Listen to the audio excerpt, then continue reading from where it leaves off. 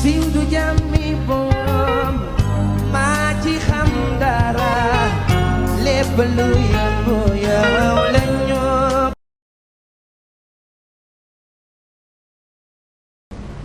Lan mooy sa position sur les événements qu'on a traversés en mars sur l'affaire Ousmane Sonko précisément? Bon, sama position d'abord je regrette lii am ba mu am ay nit ñu ci dee ba mu am ñu ci yàq seen alal ba mu am ñu ci ñàkk seen liggéey ci une histoire boo xam ne bii mënoon na bañ a yegg foofu. Aujourd'hui c'est le regret de tous les Sénégalais tout simplement. Accusé nañ ko def na wala deful jàpp naa ne petit tribunal mënoon na ko àtte tout simplement procédure bi jaar yoon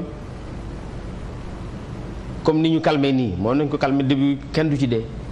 ñan ñooy les responsables de la tension ñan ñooy indi tension bi. ñan ñooy indi tension bi koo bëgg a teg tension bi. non damay laaj nga ne comme ni ñu calmé. xanaa ñi woote loolu moo indi tension bi kan moo fi indi tension. ñi woote lan. ñi woote rassemblement avec rébellion bi tout ça là ñu indi tension. donc Ousmane Sonko et ses partisans. mais bien sûr kan moo ko def keneen s'il n'avait pas appelé à ces rassemblements s'il n'avait pas appelé les gens peut-être que loolu du ci am. Faut pas appeler un chat une chatte c'est pas compliqué simplement.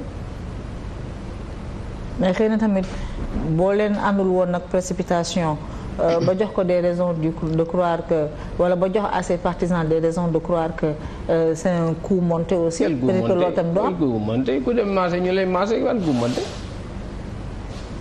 pas de coup monté bu fekkoon dañ ko dafa massage bi amul fekkoon am na yoo xam ne quand même tu ne pas dire coup monté ci lan et puis état lu muy monté ay coup ci ay massage. yow yëgoon nga loolu. yëgoon naa lan. séance de massage man jóge naa fa bu yàgg.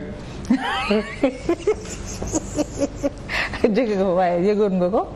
jóge naa fa bu yàgg donc man yëgu ma woon ay séance de massage.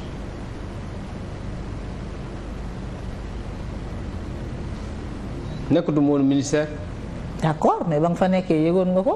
yëgoon naa lan que danaan massé wu avant. ah loolu de yaa ma ko wax tey man ma foog ne daaw fu nekk période boobu ci li ma dégg man finalement yéen a may jox xibaar yi de yéen waa tas ko xibaar waaw yow nga yoroon ministère de l'intérieur. jóge naa dépositaire de nombreux renseignements. waaw loolu moom place bee ko waral rek waaye jóge naa fa boo fa jógee ba léegi fi mu ne amatuma renseignement bu mooy ngeen may jox yéen léegi yéen a may renseigné fi mu ne nii mu bëggee lu xew. waaw mais. yéen ak ñoom amee ay dara ak ñoom seen lay déglu di. yow da ngay masewu non. man sama kër lay maasewu bërki démb rek. waaw mais donc nit ku nekk am nga droit dem maasewu. ku la wax amul droit dem maasewu. waaw. déedéet ma waxuma affaire massage dama ne. waxuma non am na droit man mii ma maase naa bërki démb rek sama kër man sama kër lay maase.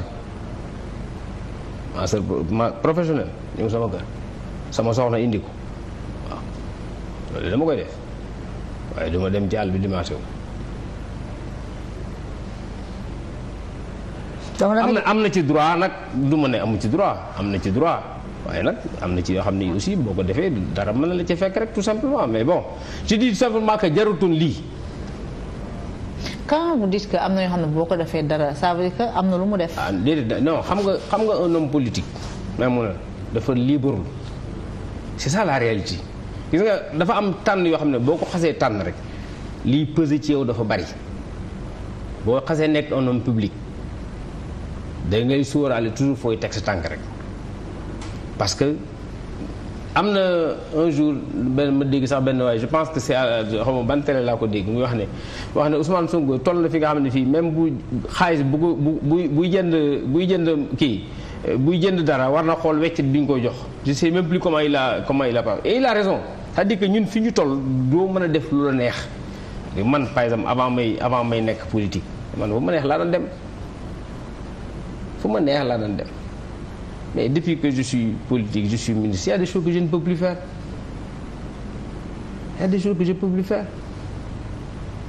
tout simplement wala boog je suis obligé xool fu ma mënta nekk ñan lay toogal bu dul affaire militantisme tu es obligé c'est-à-dire position bee koy waral rek tout simplement parce que malheureusement dans notre pays te loolu sax du réew yëpp mais suñu réew mi politique boo ci xasee nekk rek dafa am facilement boo deful ndànk fu lay dëkkal surtout nag bu fekkente ne ku jegi dafa mel ni Sénégal nga xam ne dafa tar du ñu ku jegi ci lu bari tu sax tu sais pas sur des points essentiels. politique du may kenn ñooy c'est ça le problème dégg ko ma ne la gisoo tey jii nee naa la tey jii waroon équation la woon pour ñu def benn kii bi waaye duñ may dara politique malheureusement. mais xam nga benn histoire wism benn histoire accusation de.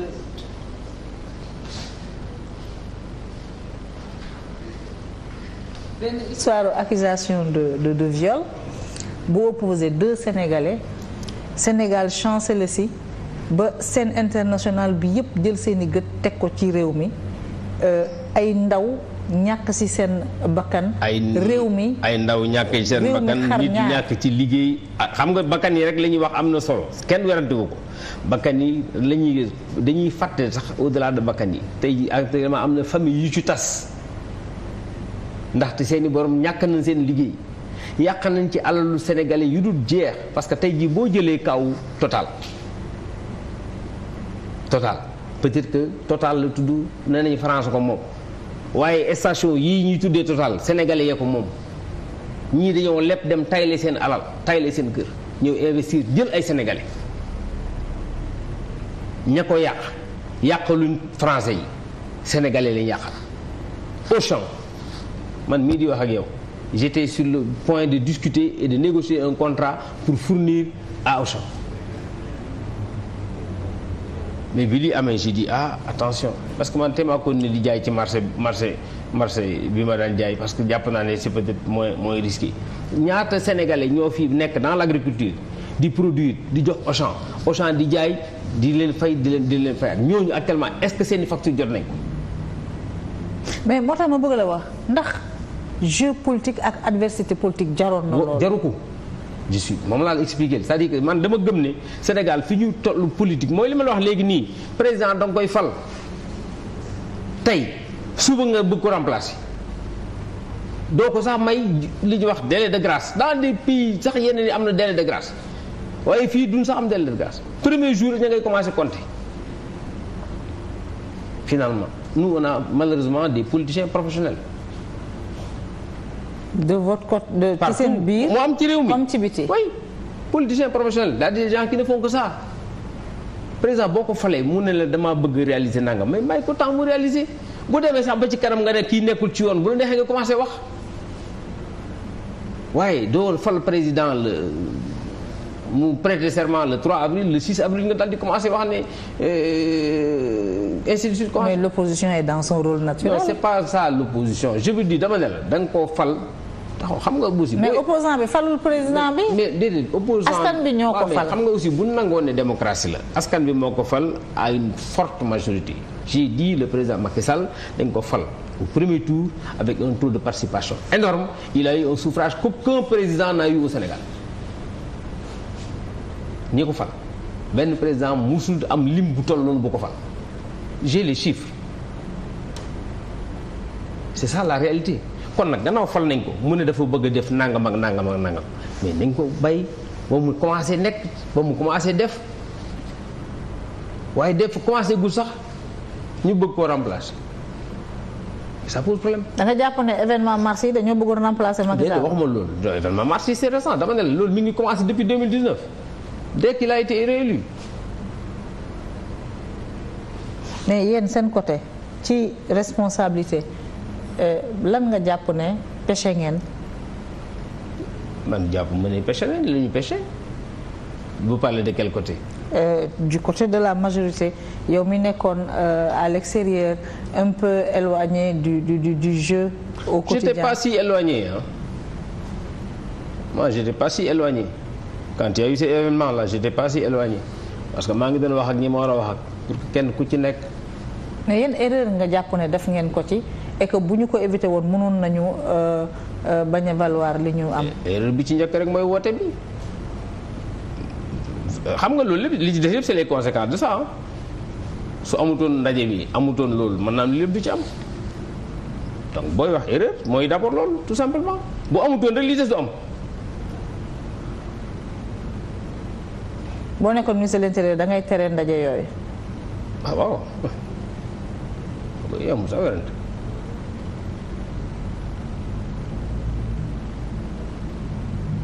ni process bi demee du ko demee. boo nekkoon ministre de l'intérieur. waxuma loolu dama ne ma nekkoon ministre de l'intérieur damay tere ndaje loolu parce que moo doon njëriñu Sénégal te ministre de l'intérieur loolu la def loolu moo tax coow li am ci deful leneen donc mu nekk ministre du ma def leneen lu wees li muy def mooy tere ko. le préfet ñu ne lépp ci moom la tàmbalee. moo yore ordre public bi de préfet fi mu toll nii coow li nag dañuy tudd ministre de l'intérieur mais en vérité c'est le préfet moo tax xam nga des fois day jafe sax ngay dindi le ligne mais c'est le préfet qui est le garant de l'ordre public xam nga doo fi dégg ñu tudd gouverneur te pourtant gouverneur mooy patron. mais le préfet dañoo jàpp ne ni mu ne gazer les journalistes disperser la foule joxe ordre ñu jël Ousmane Sonko yóbbu ko dañ ne loolu moo indi jafe-jafe mënoon nañu bàyyi Ousmane Sonko mu def procession am dem wuyu ji tranquillement muy 14h muy 16h doon yegg. le préfet moo wax ñu yenn Ousmane Sonko. xanaa seetaanuloo scène bi. man seetaanuma scène bi. ah kay. non seetaanuma scène boobu.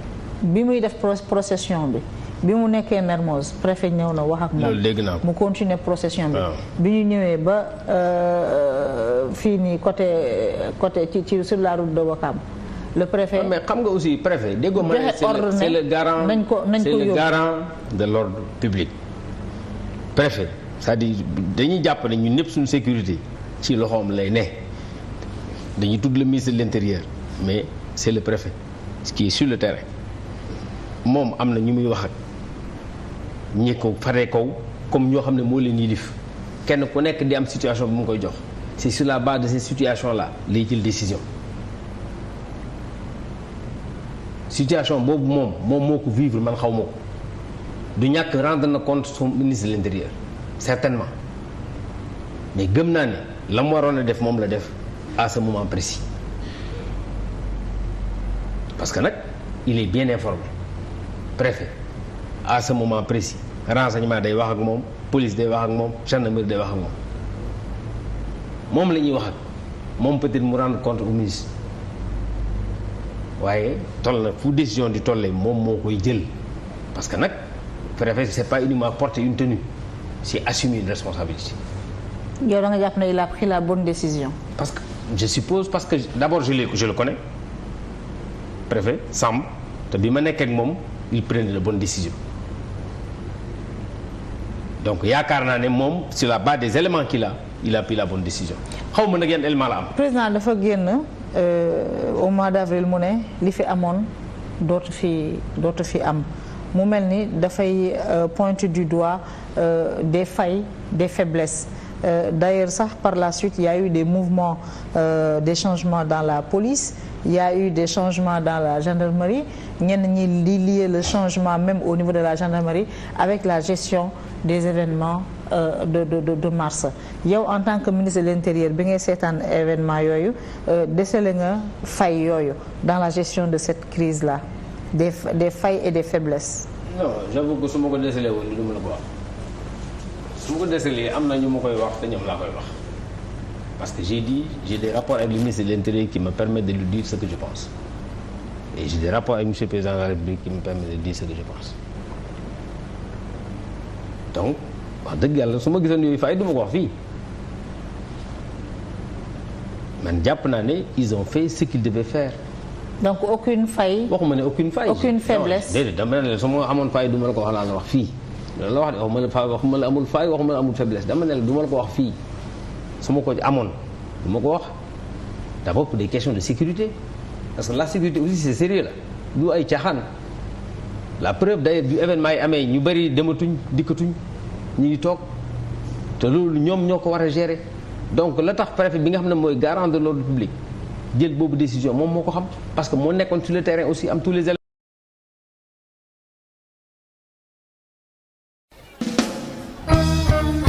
siiw du jàmmi boom maa ci xam dara lépp lu